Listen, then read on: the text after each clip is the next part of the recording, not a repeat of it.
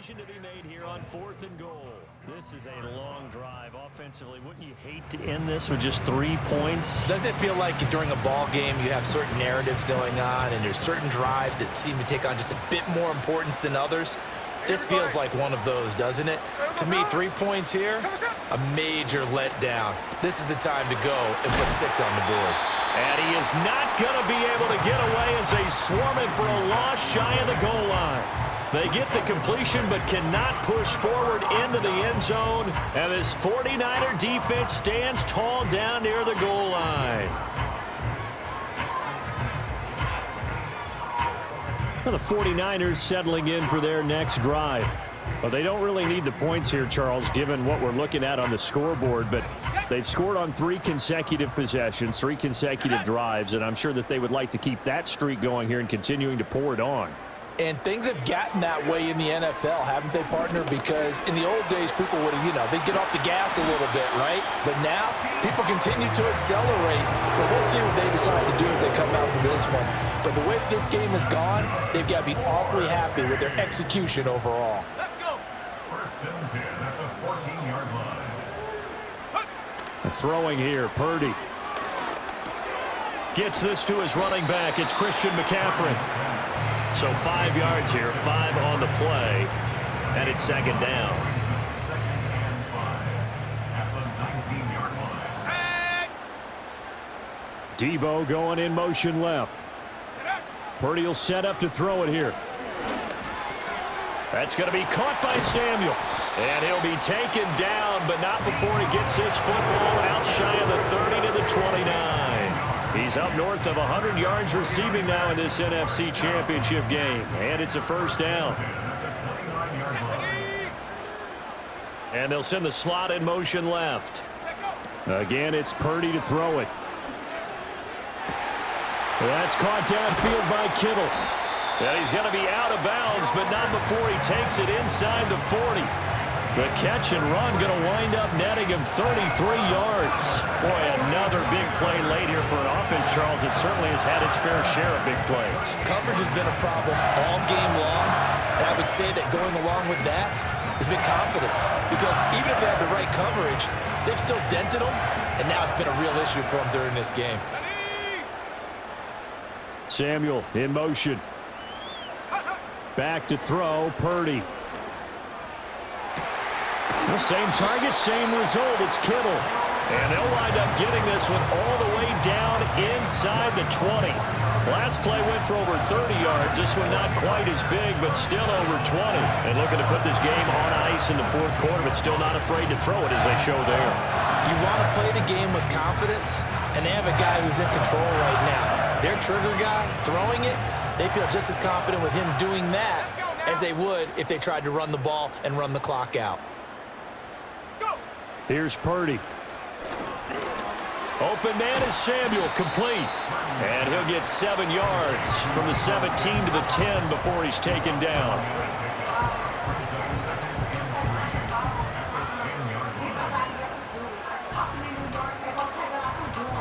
Facing a 2nd and 3. Ball on the 10. And the slot man goes in motion left.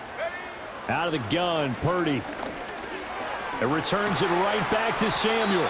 And the Niners are going to have a 1st and goal as the tackle is made at about the 5. When you have someone throwing it that well, that confidently, you don't have to call the game in fear at all, do you? You just go ahead and play. Yep, confidence with a lead to throw it here in the 4th, and boom, he's on the money. Yeah, you don't have to tuck your head in and go like turtle at this point. You can just go ahead and play. And he'll get blown up behind the line of scrimmage, back at the 6.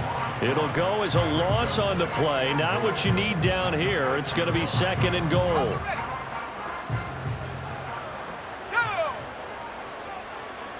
Debo going in motion left. Once more, Purdy looking to throw. And it's caught. And they are going to score again. Yet another touchdown as they just add to their totals. So still throwing here in the 4th quarter with a pretty sizable lead, and now that lead even more sizable. And if nothing else here, CD, a chance to pile on some stats before this one wraps up, and he did just that. Brandon, convention tells us It's time for them to get off the gas a little bit, right? But you and I both know the receivers don't want them to because, as you noted, this is their chance to pile on the stats. If they got their way, they try to get every single spot in the depth chart points before this game is over.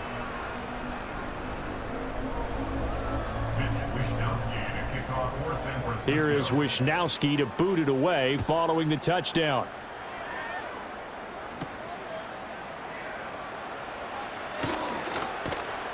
And he returns this to the 22. The Seattle now ready to march onto the field.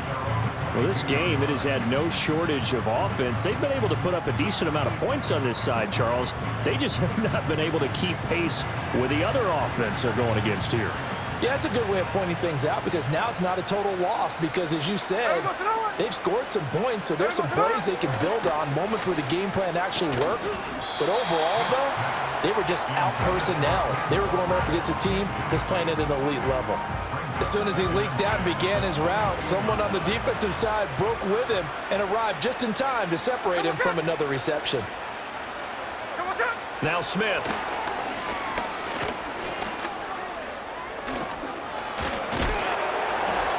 Now we're going to get a timeout here as it looks like there's a Seahawk injured on the play. So as the medical staff takes a look, we'll step aside. So it's Seahawk football as we march toward a conclusion. 3rd and 4. And let's see what they've come up with offensively after having time to talk it over. Out of the gun, Smith. Over the middle, and there's a diving catch. 7 catches for him now, and this last one, a first down. Now, this is certainly one of the bigger losses that we are going to see for quite some time, and you have to think at this point where we're at in the 4th quarter with how wide this advantage is. For this offense, they're just trying to end things with a positive drive and then get the heck out of here. Yeah, if this had been a concert, you would have heard plenty of sour notes in this one, but they certainly don't want to end it on one. They want to put together a few more throws like that and at least have a final drive to give them a little bit more hope as they move forward. Now throw right side here, going to be incomplete. And now offensively it's 3rd and 10, and I'm just thinking to myself, actors always say, what's my motivation before a big scene? Right now the play caller's thinking, what have I done before that's worked well that I can go to right now? Yeah, because they were pretty successful in the first half scoring points. And the Niners get there and bring him down. Leonard Floyd able to get in there for his 2nd sack of the afternoon. But when this game is done, the credit will go to the consistent pressure on the quarterback as a huge cause of this win. Most teams are happy if they get a few of these games per year. You know they're going to watch this tape over and over, try to identify what's working and keep it going. Now here's Michael Dixon as they're forced to kick for the 6th time today.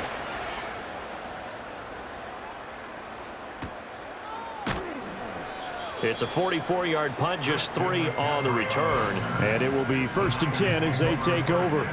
San Francisco set to go on offense once more.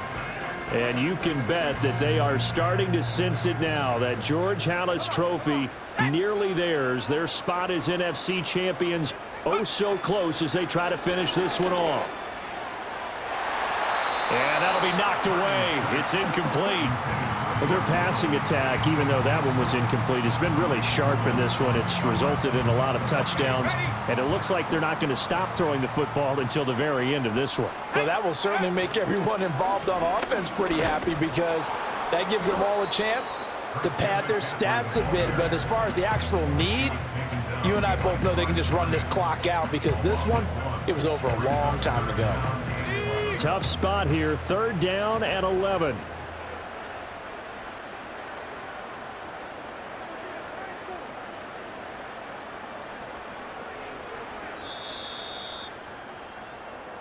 And for all these guys, whether you're a rookie, a 10-year veteran, there's no feeling like this NFC champs. And you feel like family. Never at any time do you feel more like family than when you're sharing the joy of being the NFC champs.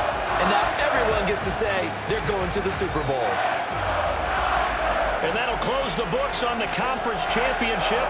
For Charles Davis, myself, Brandon Gaudin, and our entire crew, we'll talk to you in 2 weeks from the Super Bowl.